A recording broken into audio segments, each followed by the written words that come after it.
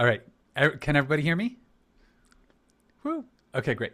Awesome. And I can't see y'all. So, Zoe, maybe I'll kind of count on you. If people have questions throughout, really happy to just have someone sort of shoot up their hand or, happy to address things as I go. But at the same time, I know there is time for Q&A afterwards. So, hopefully we can have a nice conversation. For All right. sure. I'm gonna share my slides. How does that look? Can everybody see my slides? Can I get a thumbs up? Yeah. Yeah, Okay, great. that's Awesome. great. Okay. Perfect. So thank you so much for having me. Super, super grateful. The Swilers Rugby Club actually has a strong place in my heart.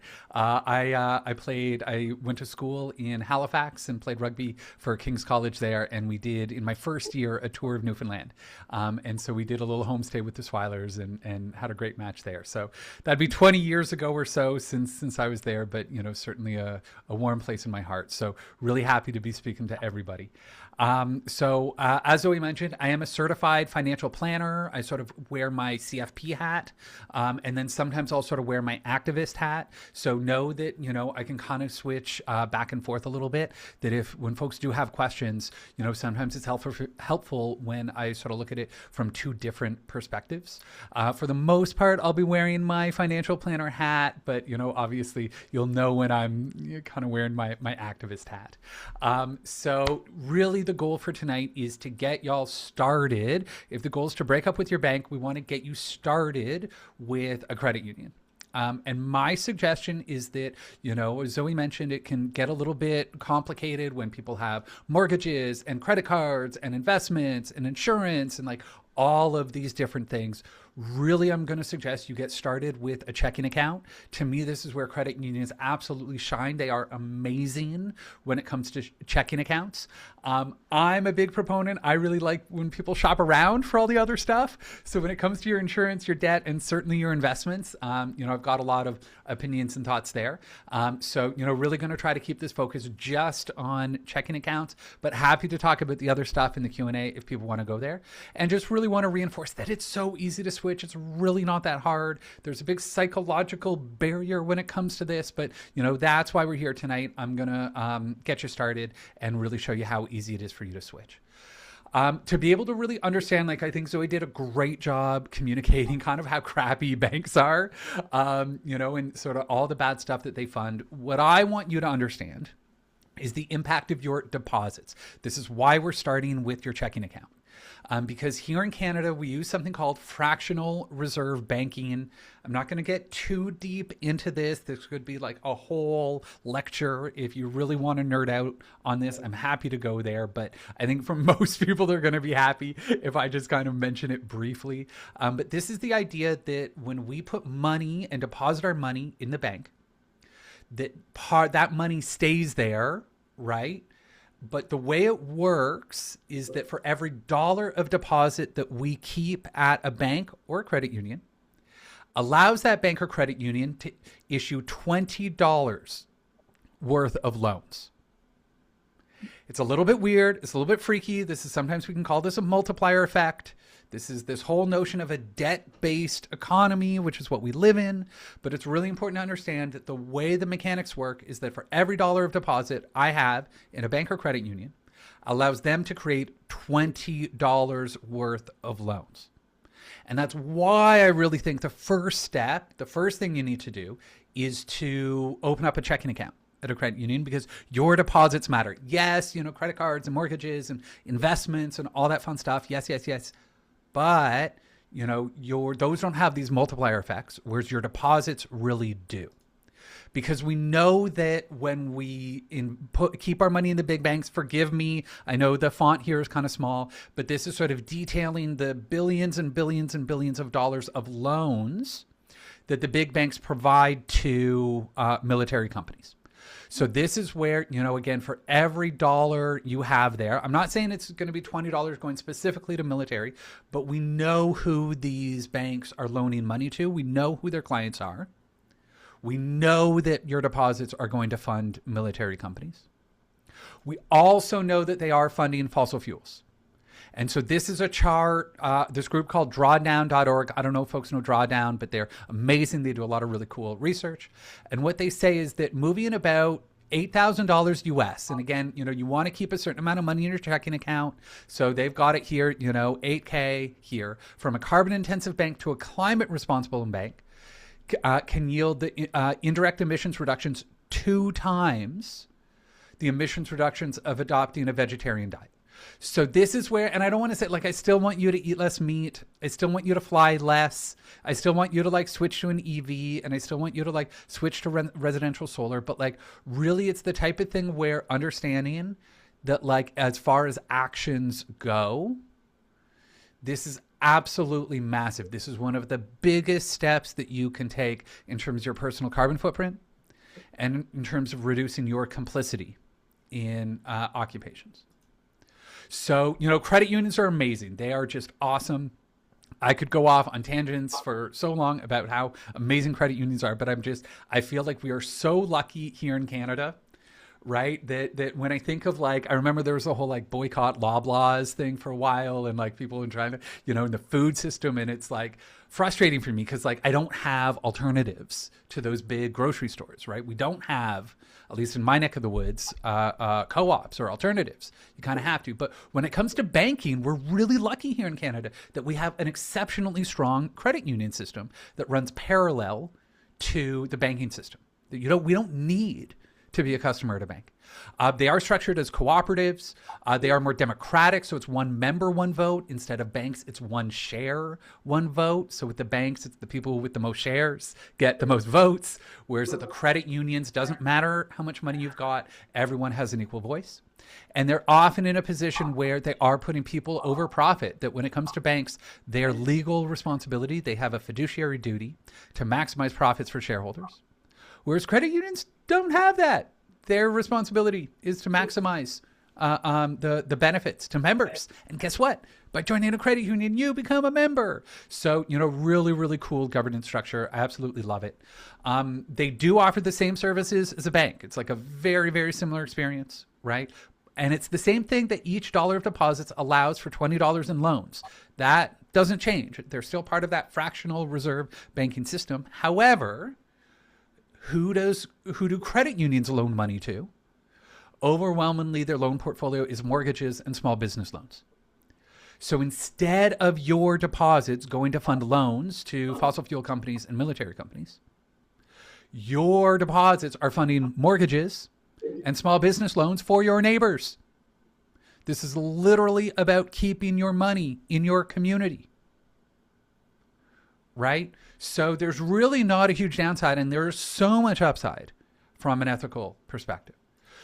So really, I'm going to go through it. This is kind of my best to do 7 open a credit union account, switch, fire your bank, and 7 easy steps. And then I'm going to have some hot tips at the end. And then, lots of time for Q&A if we want to be able to do it. So basically, I'll go through the steps one at a time, and then, we'll do a little bit more detail. You're going to start by choosing a credit union. There are some awesome options. I've got some resources for you there. You're going to then open up your new checking account. This is what that pledge is all about. That's the big step, is open up your new account. You're going to tell your boss so that when you get paid, it goes to your new credit union account. You're going to start paying your bills, right, from your credit union checking account. Then at that point, you're going to transfer your balance. So whatever cash you've got still in the bank, we want that out of there. So we're going to move whatever's in your bank over to your credit union. We're then going to wait a month. In some cases, I even say wait 3 months. Just give it time, let the dust settle. I don't want you to miss a big bill payment or a big, anything like that. But then once you feel comfortable that you have actually moved everything over, that's when you get to fire your bank. Okay. So we're going to go through each of these 7 steps in a little more detail. Right? But that's when we're going to sort of celebrate at the end of it, is that you get to, tell the bank to screw off. You can do whatever you want in terms of firing your bank. I've got some ideas for you there. So first off is I want you to choose your credit union. Credit unions are very similar. It doesn't really matter which one. I talk about sort of, varying degrees of awesome, that they're all awesome. It's just, maybe some are a little bit more awesome than the other ones. Local is better for warm fuzzies. So, in terms of having that impact and loaning to your neighbors, The closer you can do it to home, the better. There are these things called B Corps, B corporations. This is like a stamp, a rubber stamp, the letter B with a circle around it, where some credit unions are B Corps. I don't think any of the Newfoundland ones are, but this is one where, sometimes that can help to differentiate. And then I do love the ones that have no fee accounts. I'm really cheap. So if we can avoid paying like $5 a month or $10 a month, great. So some of them offer no fee accounts to everyone. Most of them offer no fee accounts to students and seniors. And then some of them require you to have a minimum deposit. So if you keep like $3,000 or $5,000 in your checking account, then there's no monthly fees. So these are kind of ways that you can decide sort of which one, between the options are good for you. But again, it really doesn't matter. I don't want you to like look at the 4 different options that Zoe had and be like, oh no, I don't know which one, so I'm just not going to choose. Like, no, literally, eeny, meeny, miny, mo, pick one of them. They're all going to be way better than the banks. Don't let that get you stuck. Really, you just need to choose your credit union. I do have some links here, full list of credit unions across Canada. Banking on a Better Future is kind of a cool resource, although they don't have anything specifically for Newfoundland. And then I do have a little Google sheet here that I can show you. Although I didn't have, there was one that you mentioned. There was, I forget the name of it. But I'm going to have to add it to my list because there was one credit union, Zoe, in St. John's that you mentioned that I didn't have.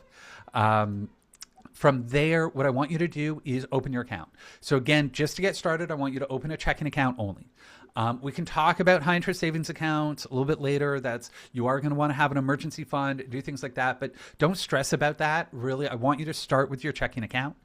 You do need to be a provincial resident, right? So you need to have an address and be a resident of the province to open a credit union account in that province.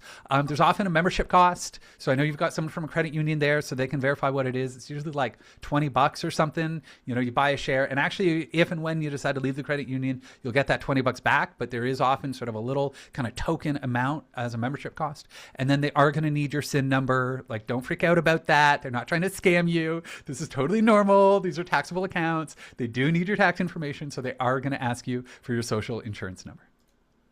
From there, what we want to do is get deposits coming in. So any of the money, this is sort of the tell your boss, you want to update all of your direct deposits. You want to, your boss, if you've got a steady paycheck, that's going to be number one.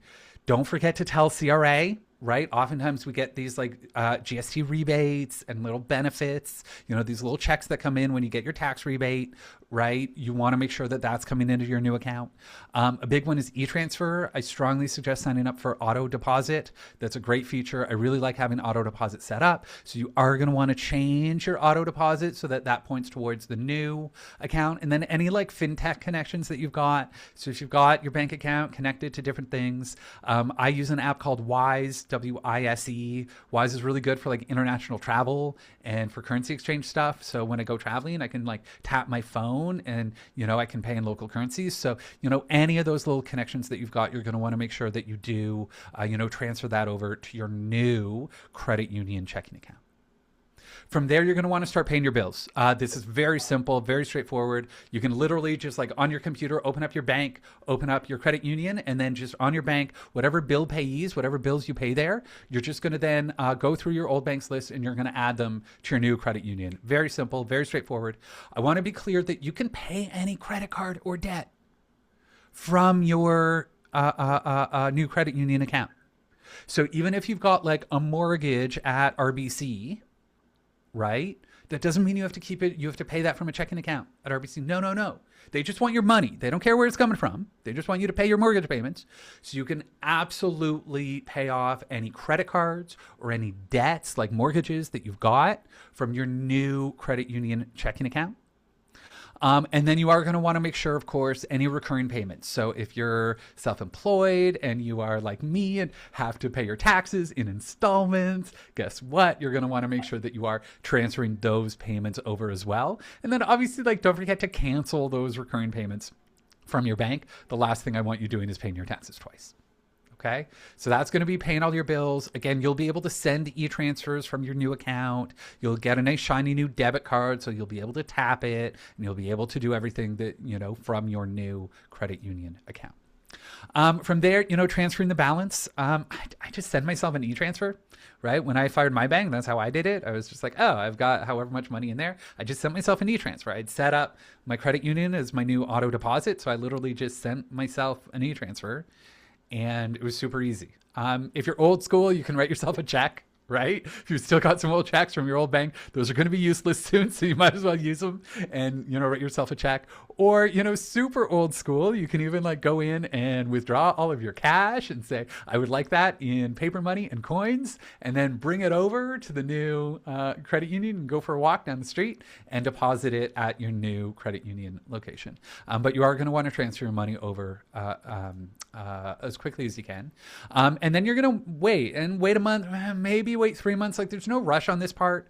I really say don't hustle to close down your bank account right away, because you really want to make sure that you haven't missed any payments. It sucks if you've got like an old client that's trying to send you money and they send it to the wrong bank account because you didn't inform them, right? So this is where it's like, give it a little bit of time, make sure that there's just like no longer any activity in your old bank account.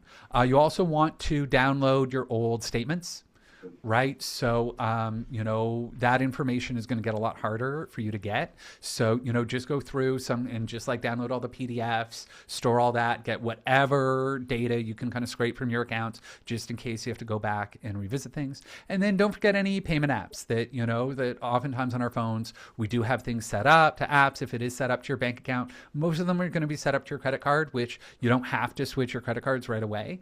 But anything that is set up to your checking account, you obviously want to make sure you do that. And then you get to fire your bank. And this is the fun part.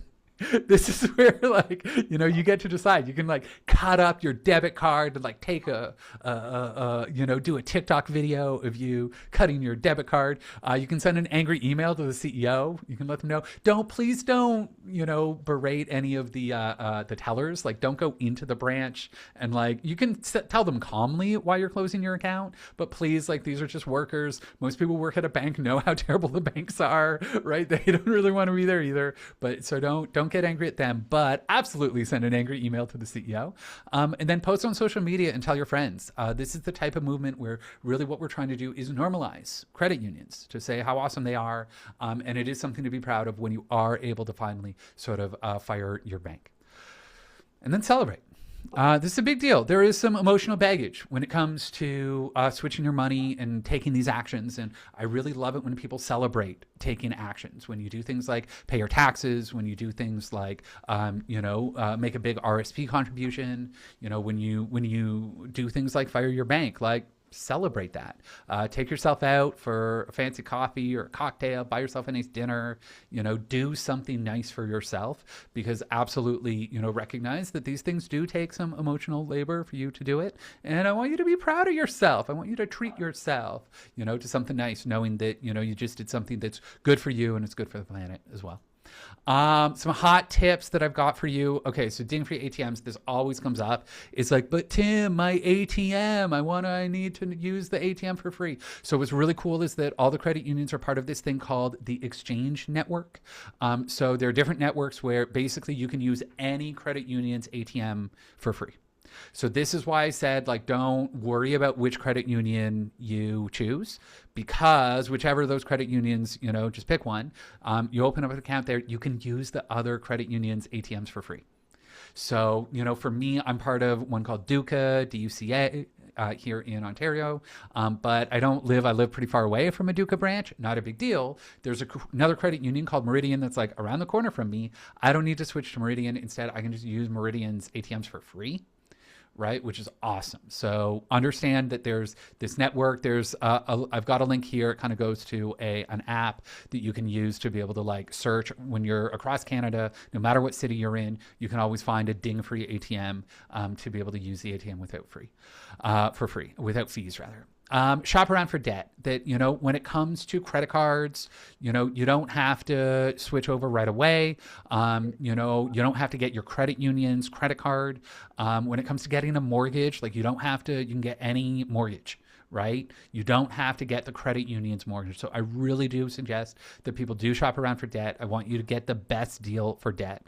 Obviously, it'd be nice if we weren't paying interest to the banks, but especially when it comes to a mortgage, like this is such a huge financial thing that, you know, when you do get a mortgage, I really do want you to shop around and get the best interest rate. This is, again, me wearing my financial planner hat, being like, okay, take the best rate on your mortgage. My activist hat is like, yeah, it'd be nice if the credit union gave you the best rate for your mortgage. And if you can do with them, awesome.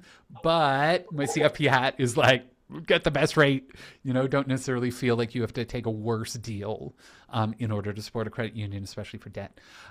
Last hot tip on this slide is to keep your oldest credit card. That when it comes to your credit rating, you know, they do like it when you have that credit card that you've had for decades and decades and you've never missed a payment on that credit card, right? So you might want to keep that around. That doesn't stop you from like keeping the balance at zero, never ever using that credit card ever again, getting a new credit card with your credit union and using that one going forward. But it just means, as much as I do want you to cut up your debit card, I don't really want you to cut up your oldest credit card. If you have 2 or 3 of them, you can get rid of the oldest ones, but get rid of the other ones, but keep the oldest one, because that does contribute to a nice, healthy credit rating.